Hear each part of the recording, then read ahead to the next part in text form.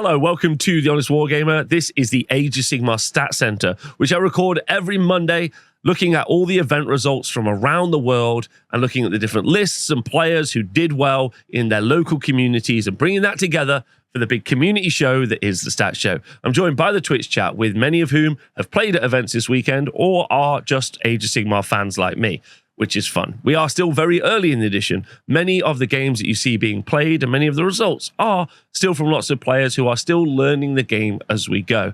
That doesn't mean there isn't some good and slowly starting to build some good data, but I've been speaking with Rob, who does the Honest Wargamer stats for Age of Sigmar, and we still think it's going to be a couple of weeks until we think we can put ourselves in a position where we feel comfortable starting to talk about some of the information. There is some emerging trends, and probably the most important emerging trend is that battle formations, which are the sub-factions that you can take, are fairly irrelevant. There seems to be always a singular best choice, at least for tournament play, and that singular best choice is normally what pushes those armies up. And that has been a constant point that's happened over all of Age of Sigmar. And there also are a couple of emerging armies that look like they're very strong, or a couple of emerging armies that look like they're very popular. But it is still early. Don't forget, last week we talked about the fact that ogres were winning everything. And while this week we will see some armies doing really well, they're not necessarily dominating every single battlefield across the world. So it's still early in the game. So I'm just going to put that out there. I don't like the rhetoric that I see going around, and I'd like to build up a community of wargamers like yourselves and me around the world who are excited about going to events because there's lots of stuff to play with, which is fun. Endless bowls are good. There's a lot that's happening. Anyway, let's dive straight in. And thank you to Warhammer Rob for all the info that he helps me with on the show. And thanks to everyone on the Honest Wargamer Patreon who bring all the information, all the support to me so I can bring you all the information. Right, we're going to go look at our first event. We have loads of events to go through today. In fact, we've got events from USA, England, Australia, Sweden, USA again, Norway, and we've got 346 players playing this month, or this week, sorry, probably over 5 different countries. The one thing to talk about, there you go, you can just all see that there. One of the things to talk about, again, is that Age of Sigmar 3 saw a massive growth in player attendance at events.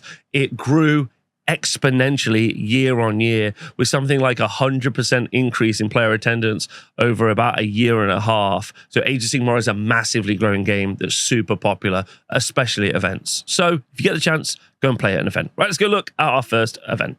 The first event that we're going to look at is the Old Town Roar in 24. This has got a pretty unique title now, as being the biggest event that's ever happened for Age of Sigmar on the west coast of America, which is good. And that's down to a couple of people, really. Tomo and the Nuge have been constantly promoting these events and pushing these events and providing service for their community. And as you can see, just how much effort, so this is Old Town Throwdown, you can go find on Twitter. You can see all of the cool stuff. There's Gavin with their undefeated title. So these are all of our undefeated players, which is cute. There's a Best Mat Award. There was a huge raffle. There was just loads of really good stuff. Tomo works really hard to make sure the event is really fun. It's held at this beautiful hotel. So if you ever get a chance, if you are on the west coast of America or anywhere near there, as far as I understand it, the west coast is also the Midwest. I don't really understand.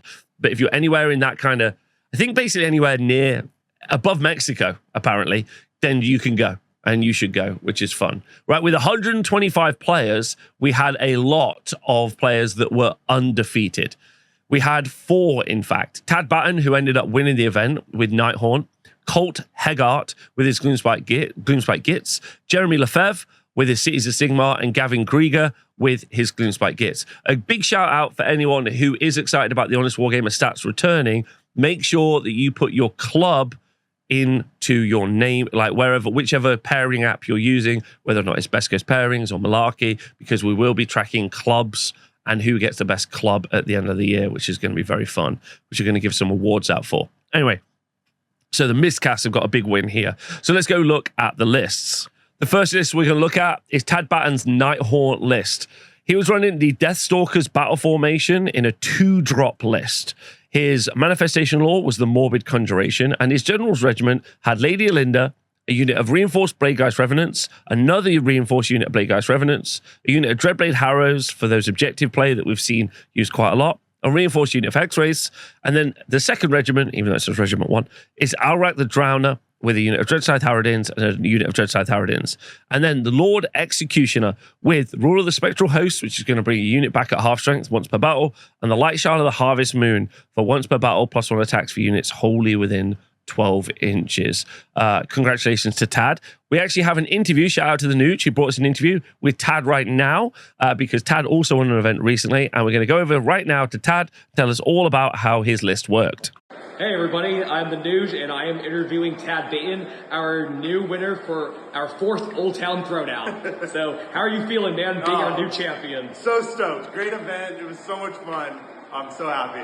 Yeah, I understand that a couple weeks ago, you actually came down to our first 4th edition event, and you won Great Tide event. So you're just going back to back right here. It was a good experience. It kind of let me know what I wanted to do with the list and get me ready for this giant event. It was so much fun.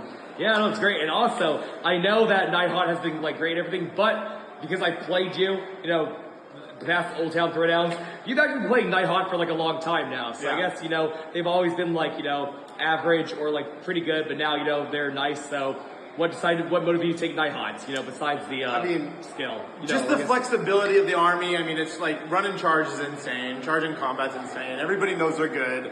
I just wanted to see how far I could push them and see if I could take the event, and here we are. Yeah, I mean, how was your last matchup? You're round 5 into you actually played a previous champion, Aaron Newbaum, so how was that versus his all-ragers list?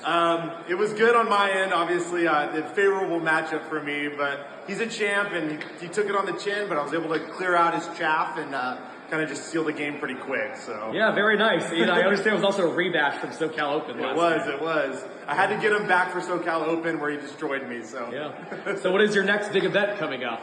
I'm probably going to take it easy until Southwest Masters, or maybe I'll get a golden ticket. I don't know. Yeah, we'll see. Yeah, we also have the American Masters event coming up. Yep. So how did you feel being a part of the team? It's great. Great. Let's go. We're going to go, and we're going to put up a fight. Shout out to the Miscast from Central Valley. That's our team.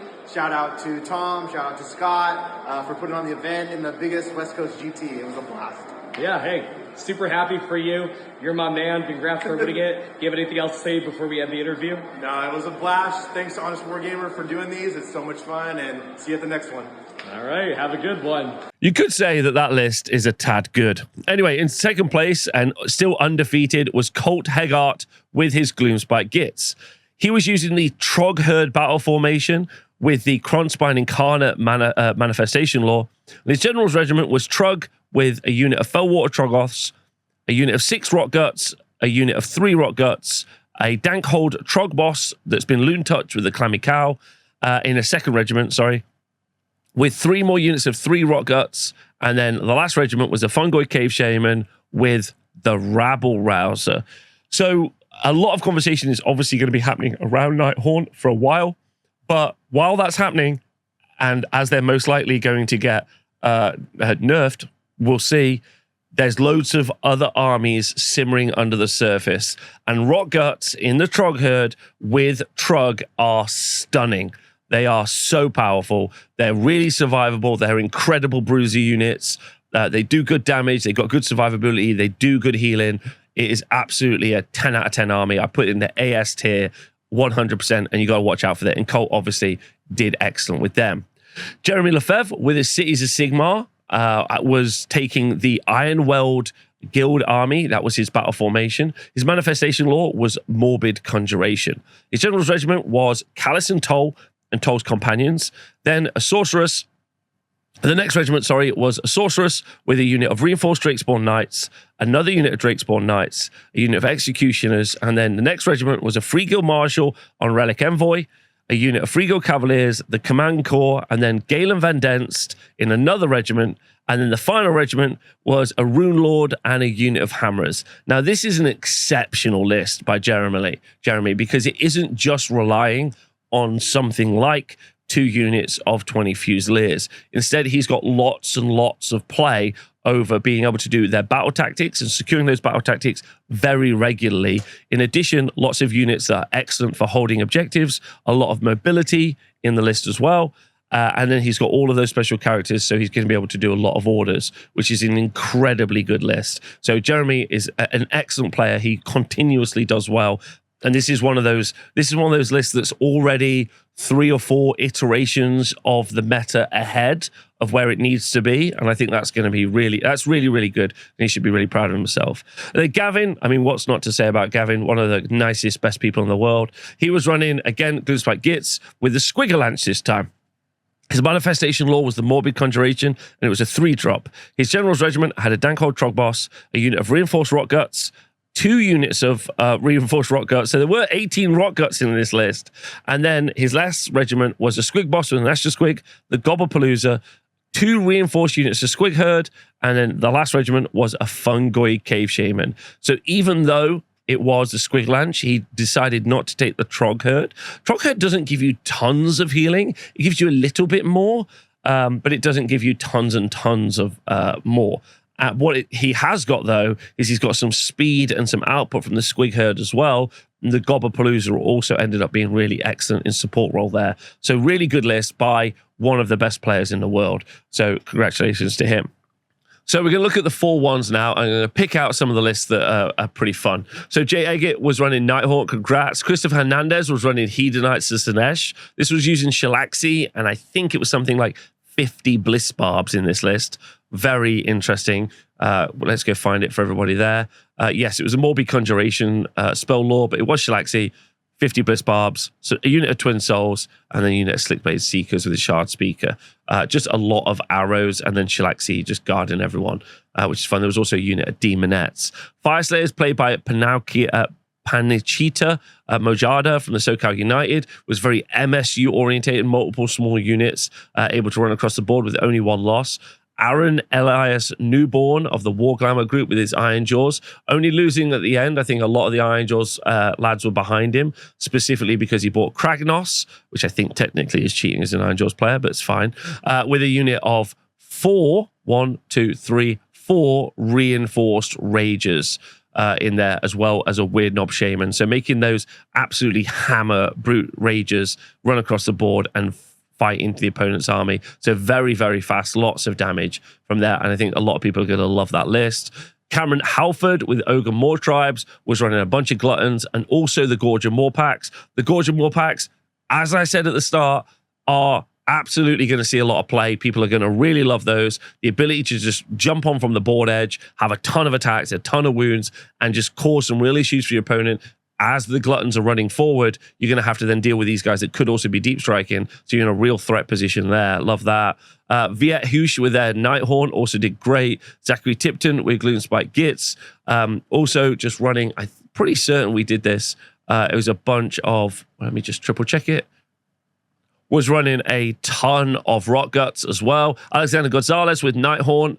Brian Horton with Seraphon. The Seraphon list was super fun. I think one of the things that we're going to see a lot from Seraphon lists is the slant is just the auto pick. The Lancers are also good, but these Raptidon Chargers, I think, are going to see more and more play. They're very cheap for just a ton of output, which is great. Saurus Warriors, I think, will also see play as well, protecting that slan. And then this is like got to be easily one of the best picks in Seraphon right now. 2 units of Hunters of Haunchy with Starstone Bowlers, making the opponent's units only charge on a single D6 dice, in addition being able to deep strike and therefore grab probably 3 different battle tactics for the enemy, which keys in so nicely with the Shadow Strike Star Host battle formation. Probably one of the best plays out there at the moment. It reminds me a lot of using the Canary for Daughters of Cain, where it's just pure win. They're worth maybe 12 up to 16 victory points in a battle because you're just scoring points with these guys for battle tactics, in addition making your opponent not charge.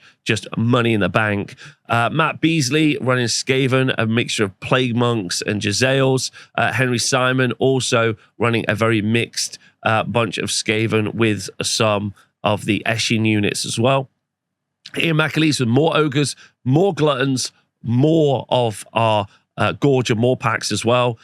We're seeing very little Bleakscore Raiders. And then Alexander Giga with Ossiarch Bone Reapers running a ton of Death Riders, Catacross, and a big unit of 4 Morghast Archai as well. Catacross with that +1 save. Death Riders, so cheap for what they're able to bring to the board, that we've already seen them do really well in this edition. Swaggy doing super great.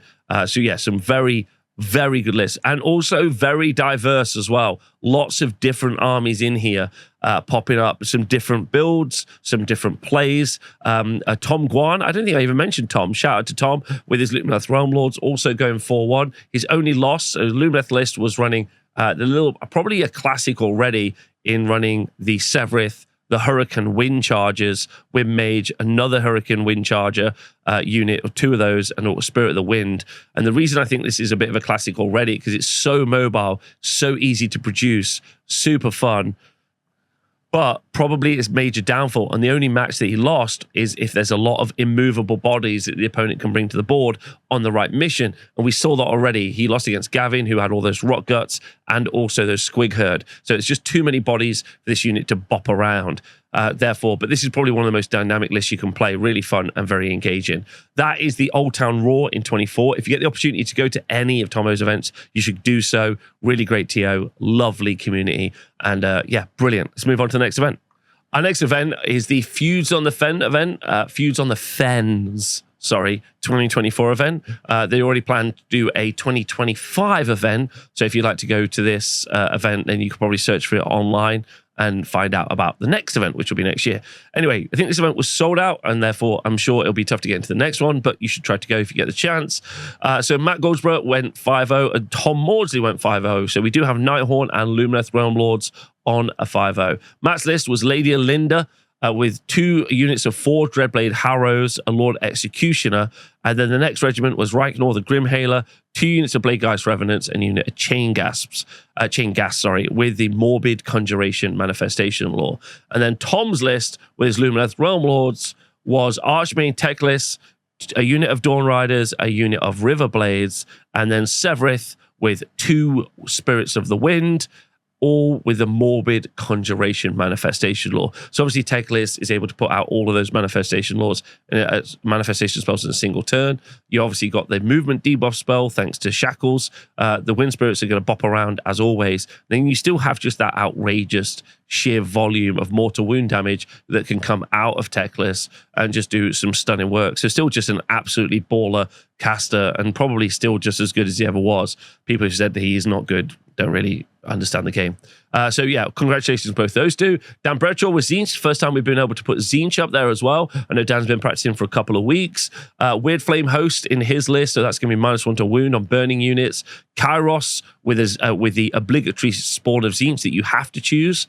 There are 2 spell laws you can change from, but you're always going to choose the Law of Change, not the Law of Fate. Manifestation Law is Morbid Conjuration again. A unit of Flamers and another unit of Flamers is Zinch, maybe hoping to pop a lot of burning on units. A unit of Zangor Skyfires, and then a Lord of Change, a unit of Blue Horrors and another unit of Blue Horrors, and then a reinforced unit of Zangor. So Dan opting to go for all of the output with a Zangor versus going for more of a defensive build with loads of Horrors in here as well. And then he's got lots of output with those Zangor Skyfires, killing enemy units, which obviously he can combo. And then also always being able to put spawns on the board, which is pretty good for shutting down enemy units. It's like a blue control deck, but with lots of aggro output. Adam Kunis with Nighthorn, was able to take Nightshine on Ethereal Steed, Kurdos, Hex Wraith, some more Hex Wraiths, some Spirit Hosts, Reichnor the Grimhailer, another unit of Hex Wraiths, and then another unit of Hex Wraiths. So he just maxed out the Hex Wraiths. And I will just shout out Adam as already having owned all those Hex Wraiths before this edition turned around. Bogdan Torrent with his Gloomspike Gits was running the Trog Herd, Scragrot, a unit of Fellwater Trogost and Gobblepalooza, 6 Rock Guts, 3 Rock Guts, and then Trug, and then a Dankhold Trog Boss, and then 2 more units of Rock Guts, proving that they are absolutely solid as hell. Mike Chatterton with the Ogre Moor Tribes will run a Slaughtermaster, a unit of 8 Dying Guts, then a Butcher, 3 units of 6 Gluttons, and then a Slaughtermaster and 2 more units of 6 Gluttons, going for max gluttonage in here. That does take him up to a total of 30 Gluttons in this list and 8 Iron Guts. Absolutely solid. Also taking the Maw Pit, which does seem to be very popular for Ogre players. Richie with our first KO 4-1, I think, around the world, running Engineers Guild Expeditionary Force battle formation. He has an Admiral, a unit of reinforced Archanaut Company, an Ironclad, a reinforced unit of Thunderers, and then another reinforced unit of Thunderers as well, and then another Engine Master with Engine Riggers, and then another unit of Thunderers. Pretty interesting to see Richie be able to do well with this KO list. KO right now not playing the Manifestation game, considered to be in a tough spot. Then Kieran Orlando with Slaves to Darkness, with his goat-themed army, Be'lakor, a unit of 10 Chaos Knights, a unit of 10 Chaos Chosen, the Knights of Nurgle, the Chosen of Sinesh, then Eternus, and then a unit of 3 Varangard with the Mark of Khorne, and the Morbid Conjuration Manifestation. Christian Salvage with the Flesh Eater Courts was running the Manifestation Law, the Manifested Insanity, and then which is their Manifestation Law. And then the General's Regiment was Ushran, Crypt Horrors, a unit of reinforced Crypt Horrors, Marascroll Herald, and then the next regiment was an Abhorrent Arc Regent, a unit of Crypt Guard, Morbeg Knights, and a Vargolf Courtier.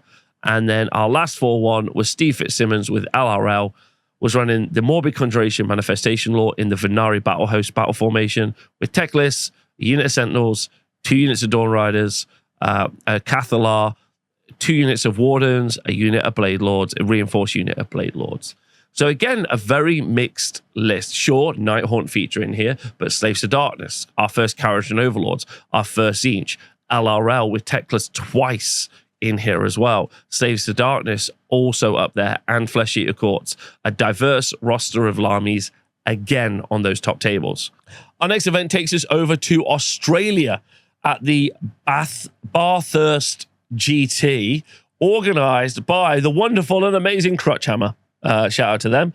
They had 46 players battling it out in this early Age of Sigmar event, which is cool. Also, if you are in Australia, there is a one-day event on the 7th September, the Misfits of the Mortal Realms, and on the 5th and 6th of October, there's the Misfits GT, and they're all on BCP if you're interested. So that is in Australia.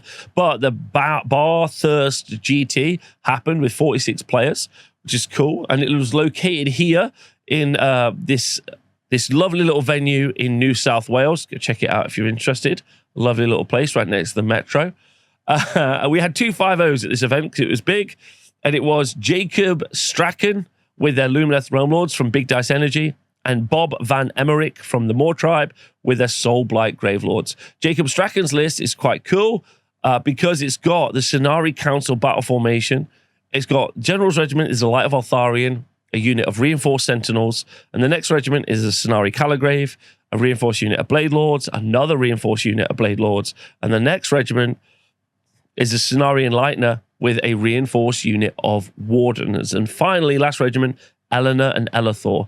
This is all with the Manifestation Law of the Kronspine Incarnate, which is going to be constantly recastable even if you kill it, because they're casting at a good value. Good combat pieces, good reinforced units, very solid front line with the Blade Lords and the Light of Altharian, and also the Wardens, and then the Sentinels are just bringing all of the ranged work, which is great.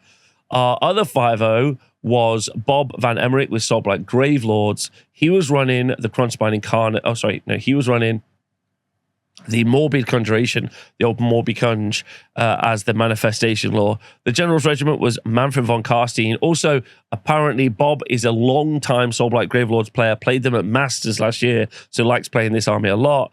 Unit of Felbats, a reinforced unit of 20 Graveguard, a Coven Throne, a unit of Blood Knights, a reinforced unit of Zombies, then a Necromancer in the last regiment with the Black Knights, and then a unit of Skeletons. So some very small individual units, 5 Black Knights, 10 Skeletons, but then some really big key support pieces, the Coven Throne, the big hammer unit of the Graveguard, and the very mobile unit of Manfred von Karstein. So yeah, absolutely awesome little play there. And then let's go look at the 4-1s. Looking at the 4-1 section, we've got Thomas Oliver with the Slaves to Darkness. This is pretty cool because it's got a double Mind Dealer Phalanx in. God's Wrath Warband, the battle formation of choice as well. Be'lakor, 2 Mind Stealers Phalanxes, and then 2 Varanguards reinforced with the Mark of Khorne. The real question is can you just take 2 units 6 Varangard and it doesn't matter what you spend 340 more points on? Not sure. But Be'lakor up there for probably best war scroll in the game. Then Thomas Oliver was running Slaves to Darkness as well.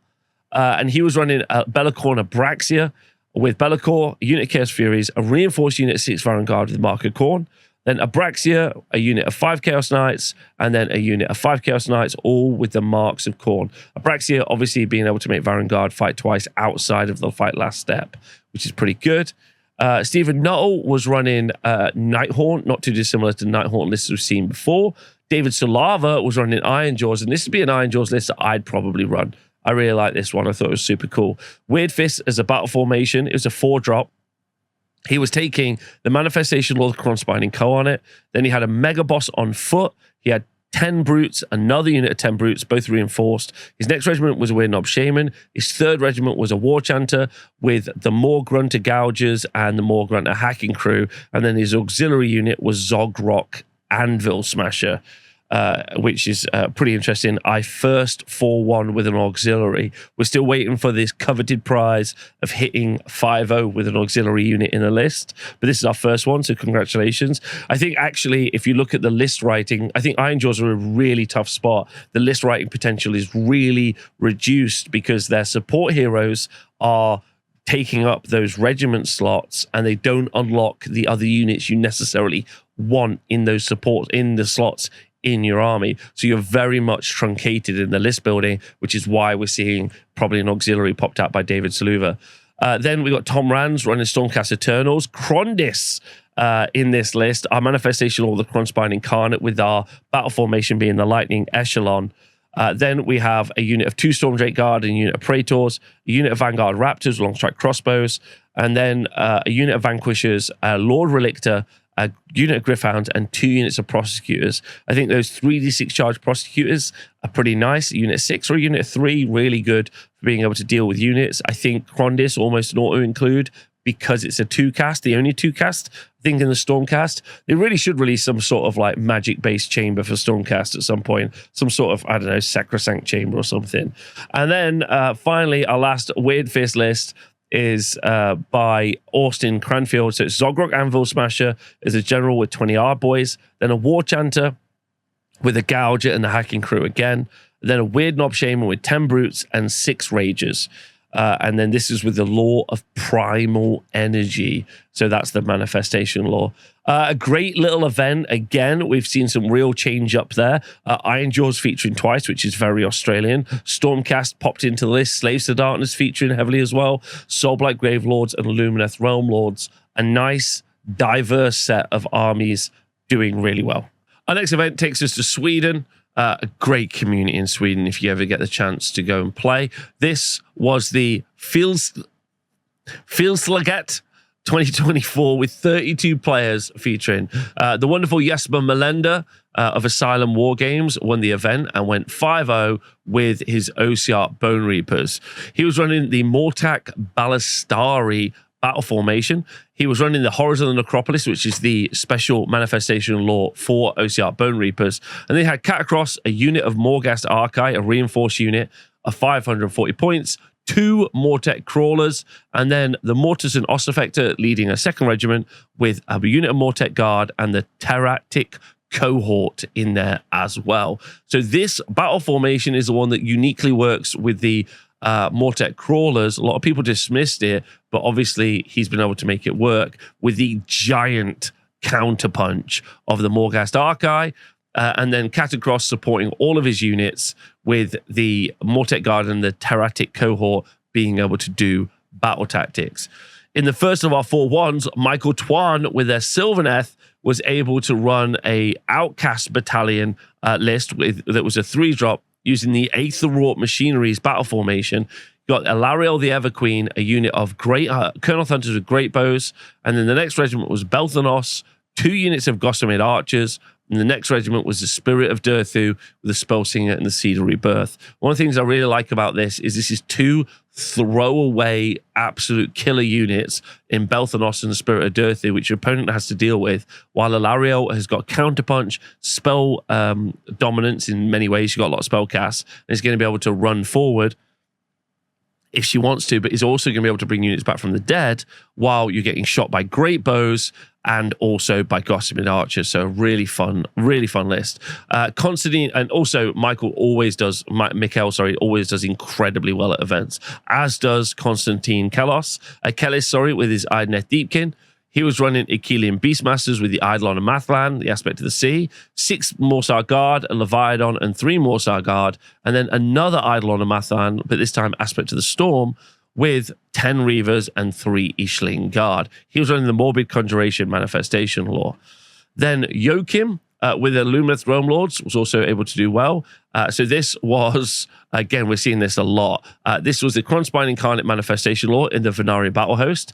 Eleanor and Elathor were the general with a unit of reinforced Dawn Riders. The next regiment was a Lord Regent with a unit of reinforced Dawn Riders. 2 more units of 5 Dawn Riders. And the final regiment was the Saviors of Cinderfall, Callus and Toll, which are featuring incredibly heavily in AOS lists right now, especially obviously for Order.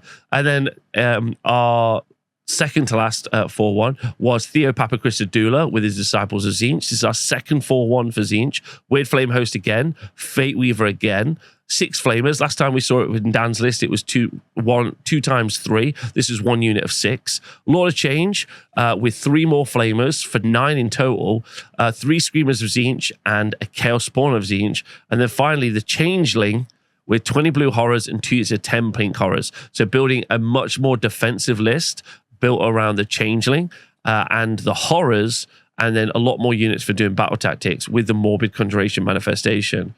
And then Johan Anderson with their Slaves to Darkness was running the God's Wrath Warband with the Manifestation Law, the Kronspine Incarnate, with Be'lakor, a unit of 6 Varangard with a Marker Nurgle that's been reinforced, Abraxia, a unit of Chaos Furies, and 2 units of 5 Chaos Knights. So again, very diverse meta with some new armies featuring, some units popping up time and again, and also some new factions doing really well, with Jesper really changing the entire meta and flip it on its head in what is an absolutely cutthroat meta. Sweden is not a soft place to go play. They play well, they play hard, and they're very, very good at Warhammer. So going 5-0 with this list isn't a meme, it's really good. So well done to Jesper. Talking about a tough meta, our next event takes us to Norway for OsloHammer number 8. And this has been organized by the 2D6 crew. By Gear and the 2D6 club. A great place, great people, just great people. Now, in first place, we got Ula Vatland with his Nighthaunt list. Not too dissimilar to what we've seen in the past. Deathstalkers, 95% pick rate at the minute for Deathstalkers as a battle formation. Morbid Conjuration, Morbicunge, also picked as a manifestation law. The General's Regiment is Reichnor the Grimhaler, Bladegeist Revenants, and then that's been reinforced, so a unit of 20, 2 units of Dreadblade Harrows, Night Shroud on a Serial Steed, Hexwraiths, Hexwraiths, Hexwraiths, 30 Hexwraiths. A unit that probably is a little bit too good. And then in the 4-1 bracket, we've got Benjamin Fludder with Idoneth Deepkin. That's right. Idoneth Deepkin with the Soul Raider Ambushers, a Manifestation Law, Morbid Conjuration, and the Spell Law was Lord of the Deeps. Ishran Soul Scryer, a reinforced unit of Reavers. The Eidolon of Mathlan was leading another regiment with a unit of reinforced Ishling Guard, a reinforced unit of Morsar Guard, and another reinforced unit of Morsar Guard. And then the Saviors of Cinderfall again. Are they the best regiment in Age of Sigmar? That is the question. We'll have to talk about them at the end. And then the wonderful, beautiful, one of the best, Geir Videld, just one of the best. With tears in his eyes, he's the best. Lumineth Realm Lords, and he was running the Venari Battle Host with the Morbid Conjuration. Severith was the General's Regiment leader with a reinforced unit of Wind Chargers, a Venari Regent, a reinforced unit of Sentinels, 2 units of Dawn Riders, 1 reinforced and 1 not, and then a Calagrave in there as well. So absolutely solid. Again, the movement, like being brought in, I don't think you need more than Severith and the 10 Wind Chargers, and then you get all of the battle tactics and ability to push onto objectives from things like the Dawn Riders and the Sentinels doing the same job, being able to apply a lot of pressure to a singular space. So I think that's really good. And then finally in the 4-1 bracket, we had Seaman Lillehagen with his Ogre Moor tribes, Battle Formation, Prophets of the Gulping God. He had a Butcher leading a regiment with 8 Iron Guts. Then he had a Tyrant leading 2 Frost Sabers, 2 more Frost Sabers, and a Gorge of Moor pack. And then finally a Slaughtermaster with 6 Ogre Gluttons and 12 Ogre Gluttons. So many Gluttons available to this army. And then I think, like, very good. This army is currently very good. Is it too good? No. It's just very good. Finally, nice to see that. And who would have thought having loads of damage to attacks and lots of wounds on the board, as well as small little units like Frost Sabers that can't be seen to do battle tactics would be good. But I'm not surprised. Anyway, if you get a chance to go to Norway, you should. It's great. Our next event is the Salt City GT. And this event had 31 players. I accidentally skipped it. 31 players battling it out to be the best. But Devin Cortman was the best with his Cities of Sigmar list. And excitingly, this had the Ironworld Guild Army battle formation with Callus and Toll leading the General's Regiment with Toll's companions and 2 units of Wildercorp Hunters. Then he had a Rune Lord with 20 Hammerers, and then a Sorceress with a Master of Ballistics with 20 Dark Shards, a unit of Drakespawn Knights, and a unit of Executioners. So all 3, I guess, of the races represented there in this list. Incredibly cool. Very fun to see. Hammerers are so good. Those Wildercorp Hunters for battle tactics, super stonks. And Callus and Toll, again, maybe featuring as one of the strongest regiments available out there. In the 4-1 category, oh my God, Karajan Overlords again being run by Garth Scannell. Oscar Savistio was running Nighthaunt. Dylan Thoreau was running Cities of Sigmar. And Luke Scannell was running Maggotkin of Nurgle. Our Maggotkin of Nurgle list was running the Morby Kunj as the Manifestation Law in the Taliban of Nurgle sub-faction. He had Rotigus and a unit of 10 Plague Bearers, then a Great and Clean one with a Witherstave, 3 Plague Drones, and 10 Putrid Blight Kings, which is pretty crazy. And then Horticulous Slimmux and Beast of Nurgle. This is going against everything I think about Nurgle. I don't think Slimmux is good, and I don't think Rotigus is good. So the fact that Luke Scannell has proved me wrong is excellent work. Well done to Luke. Dylan Thoreau with Cities of Sigmar was Outwell Guild, and he was running a Battle Mage, a unit of 20 Fusiliers, then a regiment of Callus and Toll again, a unit of 20 more Fusiliers, and then a Sorceress with a unit of Drakespawn Knights, a unit of 10 Executioners, and then a Rune Lord, and ladies and gentlemen, I'll say it one more time, a unit of 20 Hammerers. Rune Lord Hammerers, diggy hole, just have the best time. That's what you're going to do. The Oscar Savastio was running Nighthaunt Deathstalkers with a bunch of stuff we've seen previously. And then Garth Scannell, he was running Karajan Overlords in the Aether Runners battle formation with +2 inch movement to the ships. Little notes on his list. Garth Scannell, an absolute legend. He was running Brock, a frigate, 2 reinforced unit of engine riggers, a reinforced unit of Sky Wardens. The next regiment was run by a navigator with a unit of Arcanaut Company that was reinforced, and then another reinforced unit of Arcanaut Company. Looks like a genuinely great event, but again, it was nice to see a bunch of different armies. Cities doing well again. Karajan Overlords in there. Nurgle, all really fun. Callus and Toll seeming super popular. Our next event is the Feed the Horde event in England. 18 players attending this event. The event was won by Benjamin Sava with his Soulblight Gravelords. He was running the Bacchanal of Blood sub-faction, or battle formation, sorry, with his General's Regiment being Neferata, a reinforced unit of Graveguard, then the Mortis Engine with a reinforced unit of Deadwalker Zombies, a smaller unit of Zombies, a unit of Fellbats, and then the Necromancer with the Amulet of Screams and the Lash of the Sire, and then 2 units of Black Knights. That was the only 5-0 at the event, being a smaller event with 2 4-1s, with Alan Joynes running his Maggotkin of Nurgle, and then Dave McElroy with his Sylvaneth. The Nurgle list featured Morbidex Twiceborn, a reinforced unit of Nurglings in the General's Regiment. Next regiment was run by Blobe, Rotspawned, with 2 units of unreinforced Plague Bearers. The next regiment was Orgot's Demon Spew, with 2 units of unreinforced Plague Bearers. And the last regiment was Rotbring Sorcerer, with, one last regiment with Festus the Leech Lord. It's important to note that this list contained no Great and Clean one. So those Blade Bearers, when they die, would just be dead, which I think is quite an interesting choice. All the 3 big Magog Lords still featuring in there, as well as Festus. And this event must have allowed Legends. Pretty interesting. Still allowed that. And then Dave McElroy was running Sylvaneth. with the manifestations of the Deepwood. So he was taking the Nussie, which is pretty interesting. He had Alariel, the Ever Queen, in the Outcast battle formation. And then a unit of 3 Spike Rider Lancers. The next regiment had Belthanos and a unit of Tree Revenants. The next regiment had Spirit of Durthu with 2 units of Dryads and a unit of Gossamer Archers. So those 3 big threats again, Alariel, Belthanos, Durthu, all featuring, which is very fun. Shout out to everyone at the event. Hope they had a nice time. It was organized by Tabletop Republic. So our last event is the Galactic Age of Sigmar Store Championship being held in the USA. It was organized by the wonderful Greg Hogan. Shout out to Greg. Shout out to Greg. So Greg let Chris Summers win.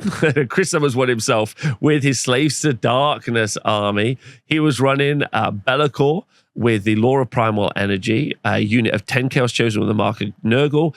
Then in the next regiment was a Gaunt Summoner with a single unit of Varangard with the mark of Khorne. Then Abraxia with a unit of Algroid Therodons. Abraxia has seen a lot of play, which is interesting, when I really didn't think that she would stand up to it.